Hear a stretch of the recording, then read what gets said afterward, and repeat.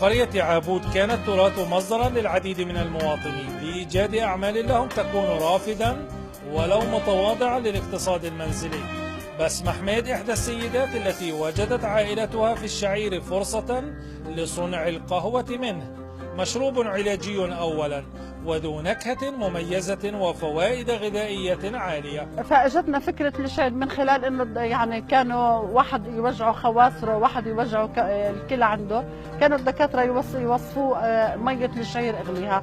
فانا اجتني هاي الفكرة كمان انه من خلال معرفتي للشعير وفوائده، اني لو حمصته بصير قهوة زاكية.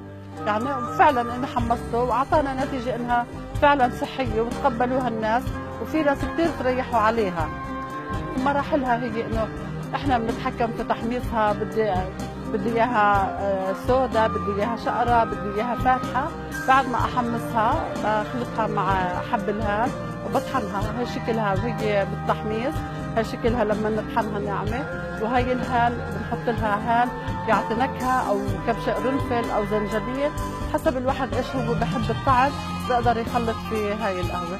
وان شاء الله انها كل الناس يعني يعرفوا عنها، وان شاء الله انها نحاول ندخلها على السوق منتج فلسطيني جديد. بعدين هي من تراثنا، انه كانوا اجدادنا، كنت اسمع حياه ست تحكي انه كنا نعمل من الشعير كراديش زي المعجنات وياكلوهم ويعجنوهم.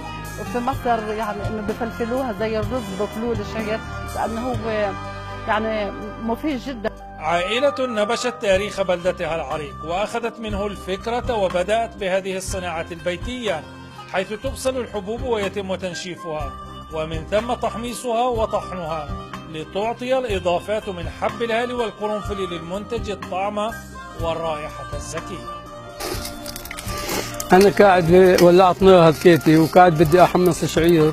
الشعير هذا بنجيبه من محلات بلدي، شعير بلدي، بنكيه وبنغسله وبنظبطه. بعدين ببلش أحمص فيه. بقعد تقريبا ربع ساعة على النار عبين ما أخلص وأحمصه. بعدين بناخده بنخليه منه يبرد، بنخلط نوديه على المولينكس أو على الطاحونة. بعدين أنا بحمصه على أساس زي القهوة، إشي أسكر وإشي محروق، على أساس مشان يعطي طعم طيب الجميع يحبه. والشعير يعني مثل ما بتعرفوا في فوائد صحية كثير للمعدة وللضغط وللرمل ولأمور زي هذه.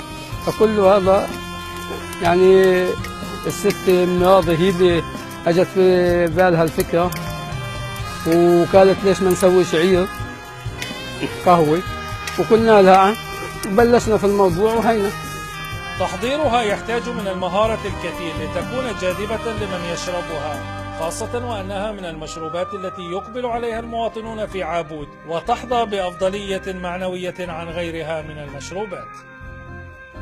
مشروب خرج من عنق التراث، مكوناته بسيطة وطرق تحضيره كذلك، ضيف جديد على موائد المواطنين بما يحمله من نكهة وطعم مميزين.